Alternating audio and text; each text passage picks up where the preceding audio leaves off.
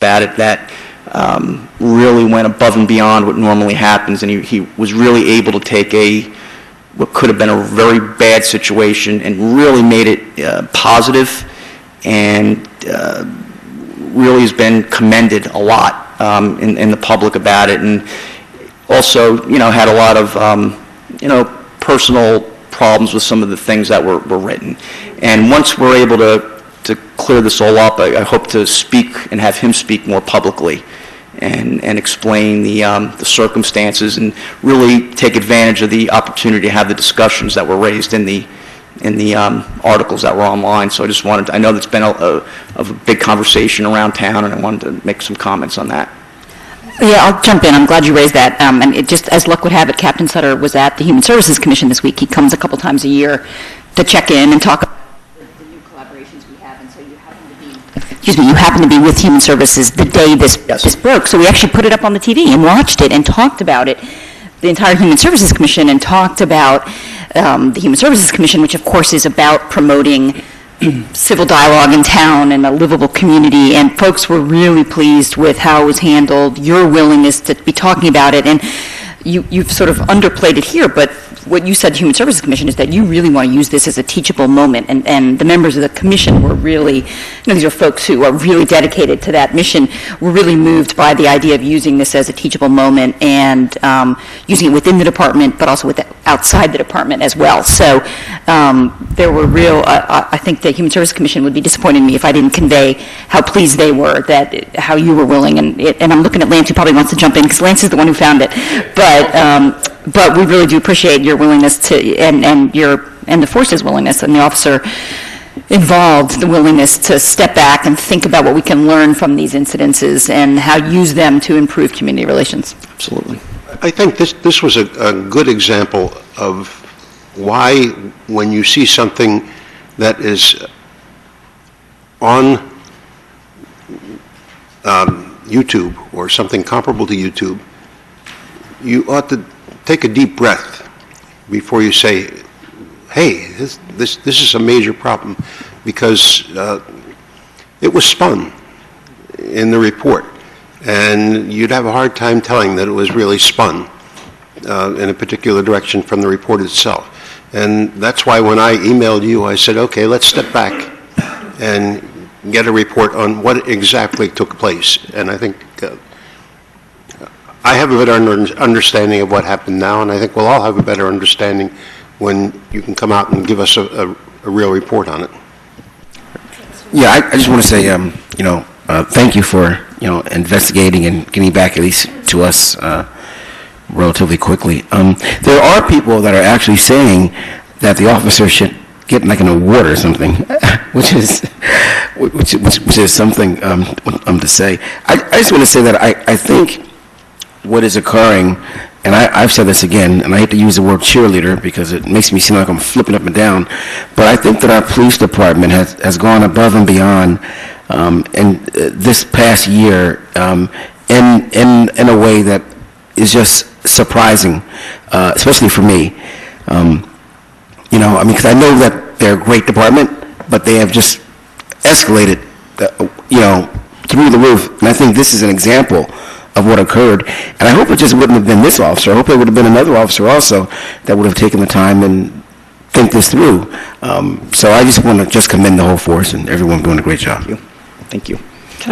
I'd like to add one more thing. I hope we won't let this fall through the cracks, and we will have him come back and speak to us. I think that's an excellent idea. When I was at the Witherspoon-Jackson neighborhood meeting on Saturday, someone took me aside and said, I feel like there's been a lot of attention given to the immigrant community, and as an African American, they were feeling a little bit like that community may have been not given as much attention recently, and particularly in the area of possible profiling. So let's put that on the calendar. I've already spoken with him about his willingness when the time comes, and he's absolutely more than willing, and I think it would be wrong of us to not take the opportunity to do that. Right, so, and maybe we could even have him come to the Witherspoon-Jackson neighborhood meeting. Okay, absolutely. Great. Thank you. And finally, I just wanted to make some comments on the monthly report and the annual report before I answer any questions. A couple weeks ago, I released an annual report that I thought was very important for several reasons.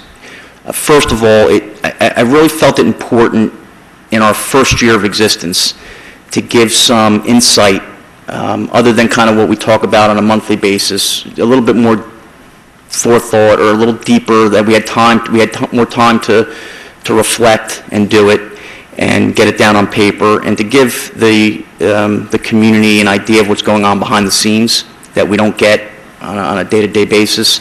And I also thought that it was important for the department to start documenting our history and to establish some pride and commitment for them to look at their accomplishments and read about their accomplishments, and to have that, put out in the public spotlight.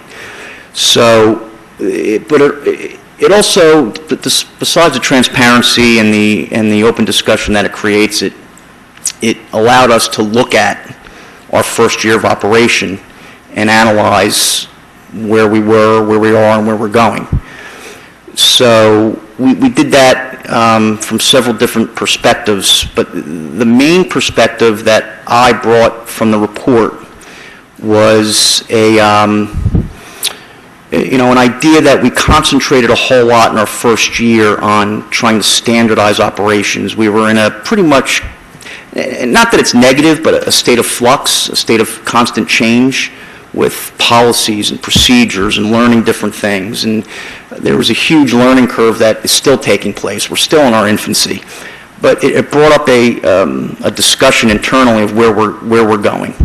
And in looking at this monthly report for January, I made a couple observations. And one was that what we're seeing, especially statistically, is different, way different from what we saw separately prior to consolidation. And, in my opinion, there's lots of reasons for that, but we were operating under different policies, procedures, and different cultures, long established cultures that were built over a long period of time and had a lot to do with personnel, geography, a whole bunch of different things that entered into it. And some of those things are in our new department, and some are going to be different. But what I started to see was something that's not normal, but something that I kind of expected. And when you look at it over 12 months into January, on your proactive type of productivity indicators that we look at, they're normally pretty standard from month to month. They deviate because of weather, they deviate for different reasons. We've seen some of this, pretty kind of drastic ups and downs from the beginning of last year to the beginning of 2014. And it started a conversation internally as to why is that happening? And what I've kind of come up with and started a discussion about at our last supervisors meeting, we had a department-wide supervisors meeting in February. And I see it as a fact that we were changing and things were constantly in change, and officers weren't really sure what the department expected. We never really sat down last year and said, okay, this is what we expect from you. So what we've done this year is we've outlined a commitment at the root level of patrol and supervision to institute a program of leadership, training, in-service training, and standardization that allows us to set our standards. What is it that we expect? What is it that we're going to be in the new department? We're not the borough, we're not the township. What are we expecting now? And we communicated that at our last meeting. We then instituted in some departments it's called a CompStat meeting. It's where you meet, usually quarterly, and you review just productivity. Weekly, we review everything else. Every quarter, we're going to sit down and review productivity, where we're at, and we're going to develop our norms. This is what our department, here's where we're not going to be like this. We need to be more like this. And why are we going like this? So we're going to assign, accountability to supervision, that this is what we expect, and this is where we should be. So those type of things are starting, and I don't expect to see that really start to take full effect until hopefully, the middle of this year or later to this year, but it's something that's on our radar, and I wanted to get that out to you to let you know that we see it, and it's different from the previous departments. It wasn't something that we experienced separately, but we are experiencing it now, and it's to be expected as far as I see it, but there's a plan in place. Can I ask a quick question about that? So by productivity, are you just talking about summons issued, or? Summonses it's a delicate line because you don't really use summonses as an indicator. They're one thing. We're allowed by law to look at summonses as one individual indicator, but we can't use them as an overall indicator. We look at things, and that's another discussion we had. What's going to be the new indicators in the new department? There's community things that we want done too, besides just enforcement. But right now, we're looking at, motor vehicle stops, different things, foot patrol, proactive things that were standardized and expected in the previous departments that each one kind of did separately. And we're trying to mesh that. So motor vehicle stops, things such as that, not necessarily just summonses, but that is part of it. That's definitely part of it. Yeah, Ms. Hart? Did you want to say any more about the report, or I didn't know if you were any finished? questions you have, that was all I had. Well, I want to go back to the accreditation, because I want to ask, are you planning to do a press release or something that it's really exciting, and I hope you're going to be touting it. It's not on the website yet, and I'd like... We were very excited, so we did come back on Thursday and do a press release that went out, I believe, for maybe I didn't see it. Okay. late Thursday or early Friday, and we'll also get that up on our website as well, and social media. It just seems like there are a couple of key things, I think, to take away that we want the public to know. When we met with the folks who came in January for the site visit, they told us that in the report they'd be highlighting some future issues, some things for us to look at, and the good news is that all the things they've highlighted as future issues are things that we are working on and we can be excited about. I'll just go through them quickly. One is the vehicles, the fact that our fleet is old and we didn't buy any new vehicles in 2013. I'm sure something you hear about a lot, so it's something I know we have on the radar screen. Two, they mentioned that we need to make a decision concerning leadership in the department, and we are proceeding with the process on that front. They recommend succession planning, which we know is important given the fact that we may lose a number of people to retirement. And finally, they recommend that once we get leadership in and have done succession planning, that we do strategic planning, which I know is on your agenda. So I think the good news is not only that the accreditation has gone so well, but that the roadmap they've given us for future issues are all ones that are on our agenda too. So thank you for having such a great vision and getting us to the right place. Anybody else? Well, I just had a little question Ms. about Miller? the police report. Do we have a new parking enforcement, and what are the numbers now? Yes, we've hired one, so we have two now, and we're looking at hiring another part-timer. And we expect you to start seeing, so there was a hiring phase, backgrounds, all things that go into that hiring, then a training phase. Our numbers, I think you should see them in the February and March report to start coming back more to where they were when we had two full-time officers. I had a question about the overtime, because that was a big jump this year versus last year, and do you see that as a trend we should be worried about, or is this just a blip in January for some reason? I know you're just looking at 2 data points, so it's hard to see a trend, but... Yeah, I do. There's 2 specific reasons for the majority of the overtime. It's shortage in dispatch communications and shortages on patrol. All right, those are your 2 highest areas and the ones that are mandatory.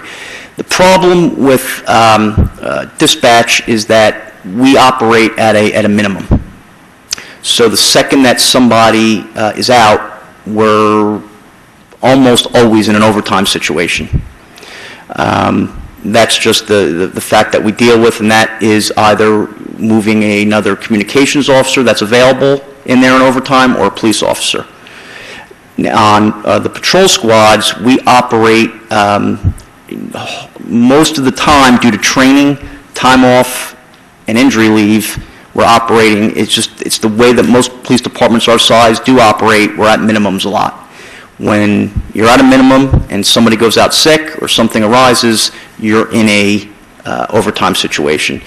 Given our injuries right now, people away from work, and then you factor in training, those things weren't occurring, training and things like that weren't occurring in January of last year. We weren't up and running yet, and we had, I think, 54 at full staff in January of last year.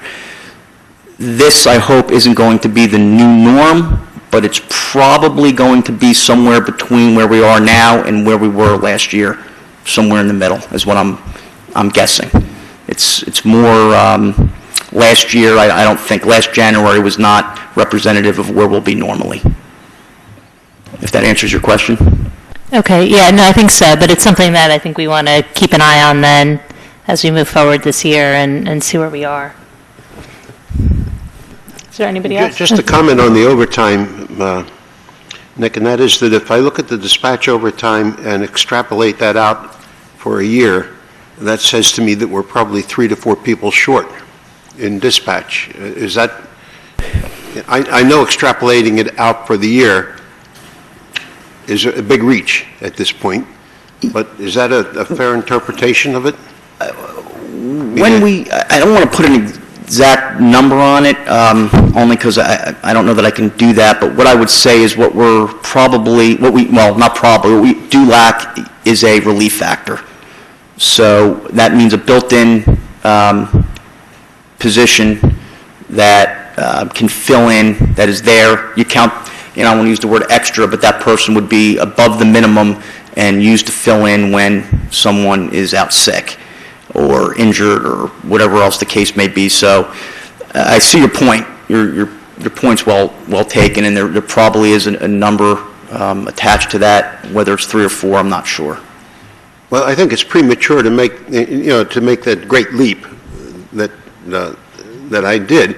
But I think overtime bears watching from 2 standpoints. One is the one we just discussed, and the other is that if you're working people excessive overtime, eventually it takes its toll on the people.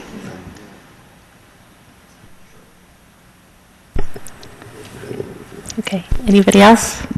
Do you want a motion to accept the police report? I don't Oh, think we used to do it. if somebody, yeah, a motion to thank Nick for his report, that sounds good too. Well, thank you very much, this is great. And the annual report was really excellent too, and. Thank you. Great idea. Thank you. It was great to see all the work that you all do and to see it all in one document, and I think it gives a great picture for the public too of all the work that you do and all the improvements you made, so thank you. Okay. We'll continue with reports. Ms. Howard, do you have any reports? None. Ms. Krummeller? Yeah, I have a couple things. First, from Public Works, I wanted to let and Liz knows, maybe you know more about it than I do, but that the garbage company, Central Jersey Waste, that services the town, was sold to another company, but it's not going to affect service. Right. And the other interesting thing is this company is looking to build a composting facility at some point, and we have pilot programs in 2 other towns now, Pennington and Hopewell, for food waste. So I think it's a positive. I mean, we can be a little more optimistic about our food waste program. Is that about right, Bob? Yes, very definitely. The report we received is they're interested in pursuing food waste, and that's good news as far as we're concerned. Yeah. And I'll be having a meeting with their president at some time soon. And I know the other thing that Janet Pellicero told me, who's our recycling director, is that there's now 2 facilities, compost facilities, that have been approved for Mercer County. Unfortunately, neither one of them at this point takes municipal waste, because municipal waste is not as considered clean as what you get from a place like McCaffrey's, where they can make sure that everything going into the stream is pure, but those are other conversations to be having too, if they can put added separators and pay for that, that there might be even some competition too with facilities nearby. Right. Okay, so and the next item is the ordinance committee. We finally really put a schedule together. We've been working away at the ordinances, and now we have quite a few ready to go to come to council, but we're looking for meetings to do that, and that's a problem. But we, just for people who are curious, we have Chapters 1 and 2, Corner House Board, Auctioneers, Municipal Court, Parades, Peddling and Soliciting, and Political Fundraising and Pay-to-Play. Those are on the docket for the next, for our first meeting to go through. Chapters 1 and 2 are the administration, so they might take a while, but we also have a few more meetings set up where we have the ordinances queued up. So I'm going to be sending out a doodle to the council to try to get some extra meetings in if we can to really make a dent in these. Because I don't know how long it's going to take.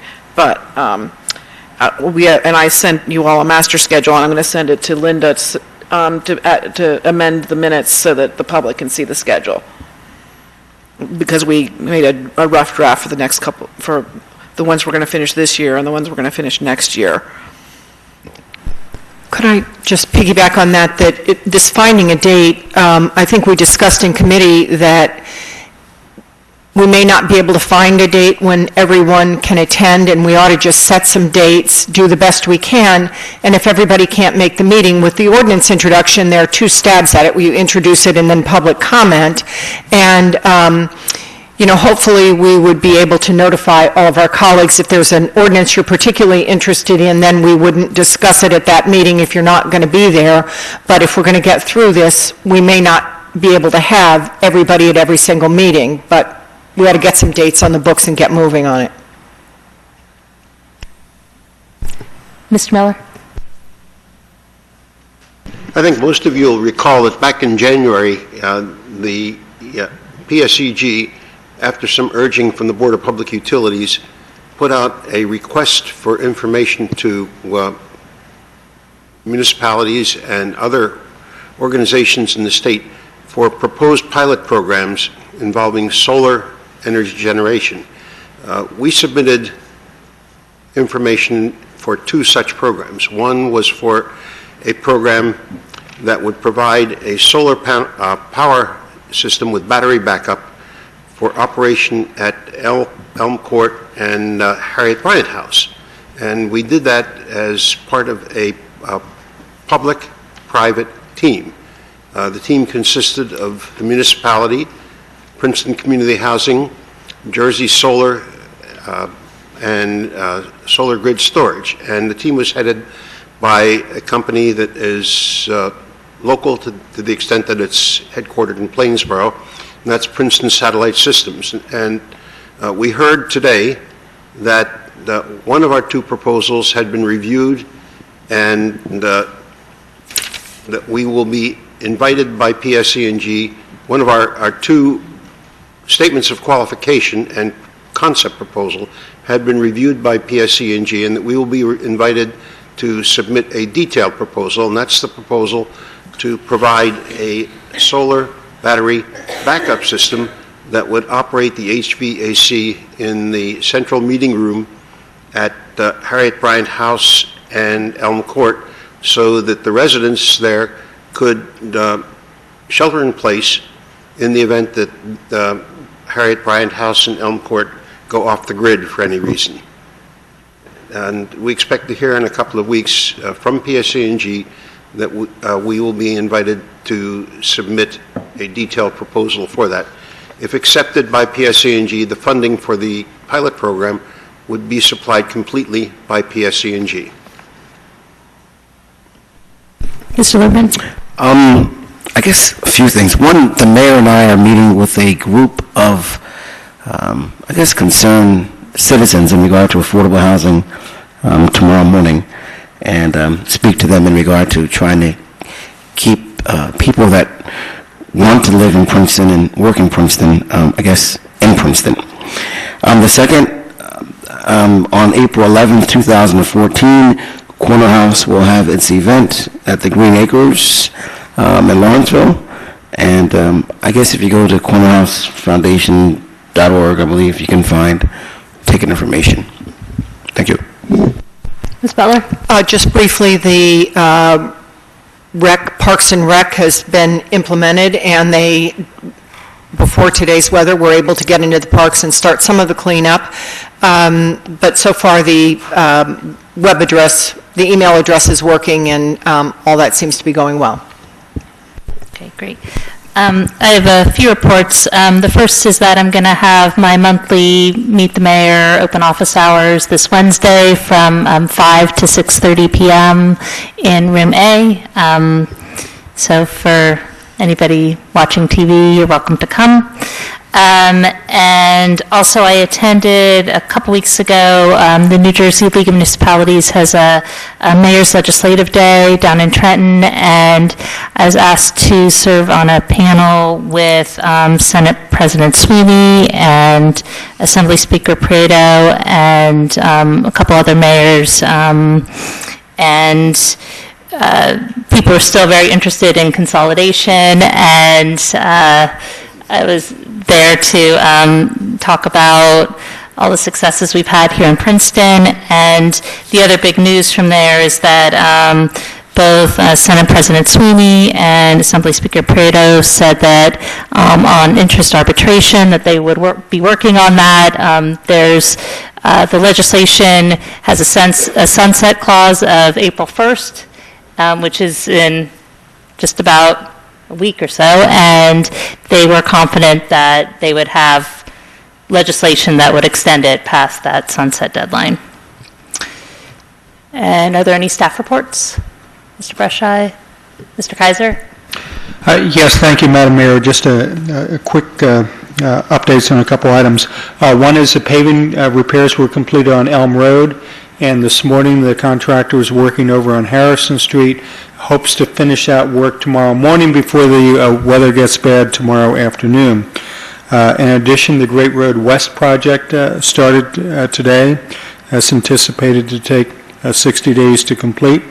And also the Park Place, Van Deventer, and Moore Street work has resumed, and we're coordinating with New Jersey American Water to come in within 2 weeks to install new water distribution system on Park Place, because we anticipate the sanitary sewer work being completed at that time, so the water work can be done, and then we can follow up with the the concrete work and finally the repaving of the roadway.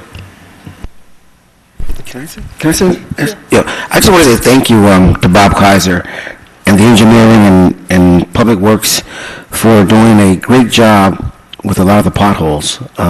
I know I complained last time to you in regard to how bad the potholes were, and you must have called the state for Nassau Street, and they're a lot better than they were. They're not perfect, but they're a lot better than they were, believe me. So thank you for myself and for my Honda Pilot. Thank you.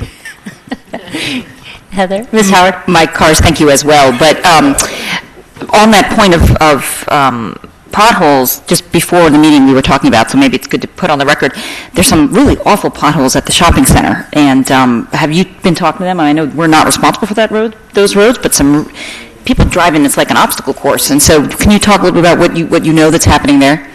Yes, we heard about the complaints regarding the potholes in the shopping center. I was able to get the cell phone numbers from the current manager, and I happened to stop over there, and their contractor had started on Friday and worked there today, and it looks like another couple days they should at least have those potholes taken care of. So they're on it, but it's going to take a couple more days to finish it up. Ms. Gilmore? This is a question, it's actually about the bills, but I thought I'll ask it while Bob is here. Because I see there's a bill for air systems maintenance. Is that related to the building that had the mold in the air ducts? Has that been remedied? Well, the mold stuff, they finished all that up. They've recommended to us a long-term plan that we need to implement. But I don't know if that was the contract or not. Kathy's saying no.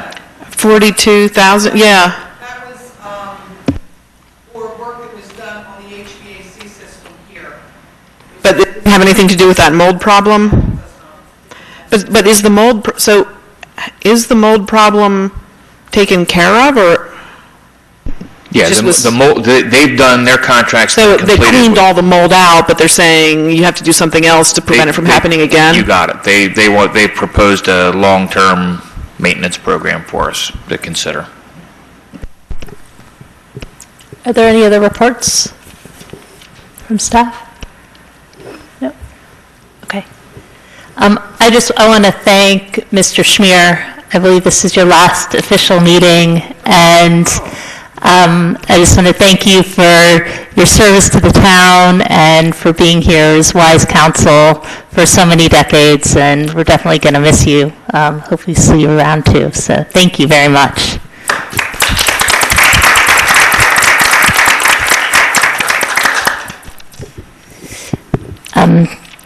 Okay, so we have several resolutions tonight. The first is 14-79, change order number 1, Top Line Construction Corporation for Great Road West for $75,000.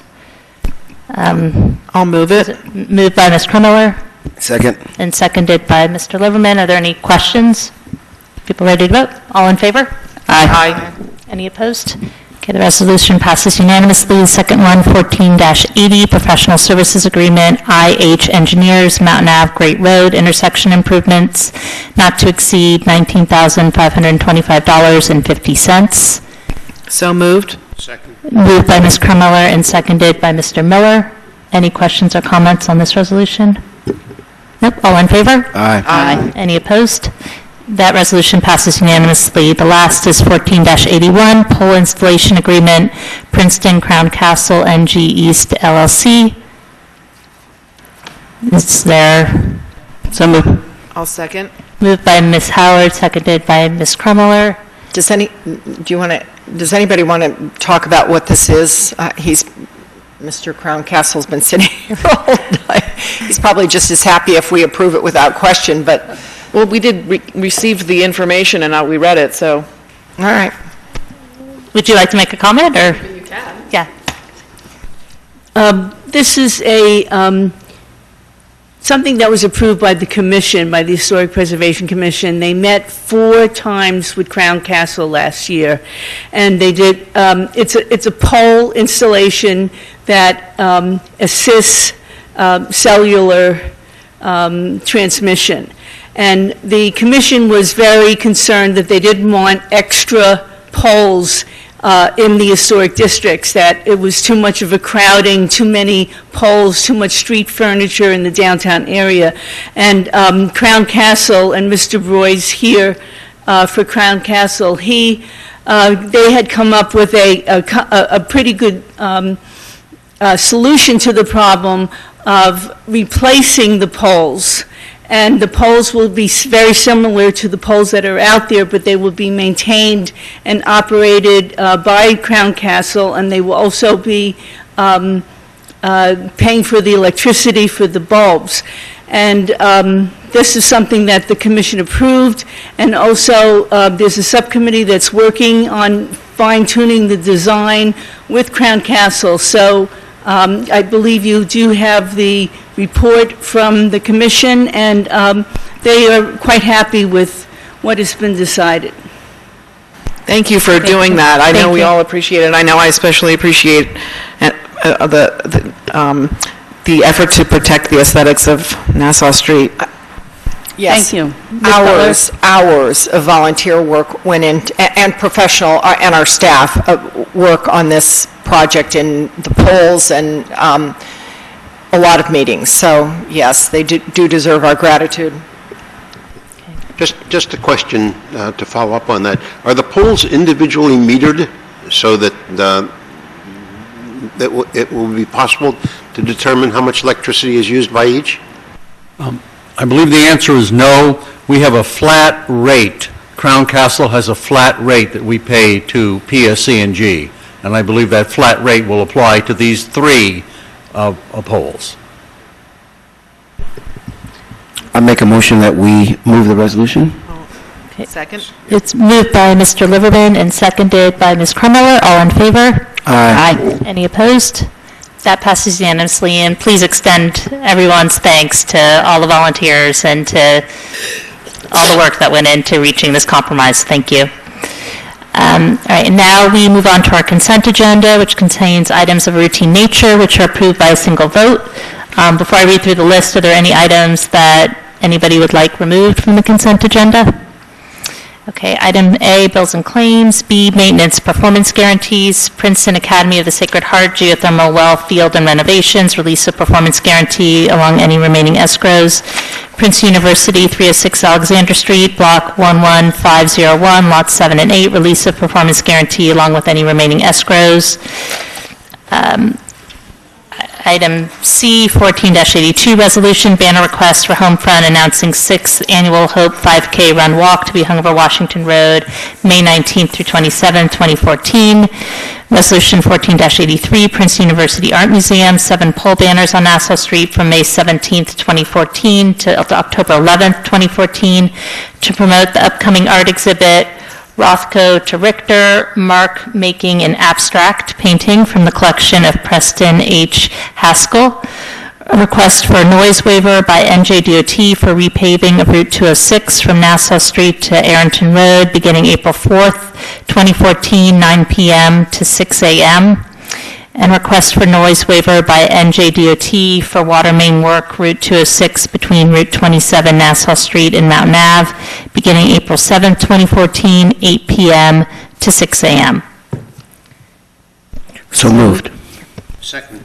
It was moved by Mr. Liverman and seconded by Mr. Miller. All in favor? Aye. Any opposed? Okay, and the consent agenda passes unanimously.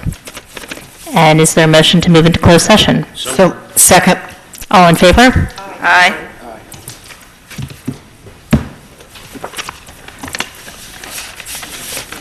Be it resolved by the Mayor and Council of Princeton, this body will now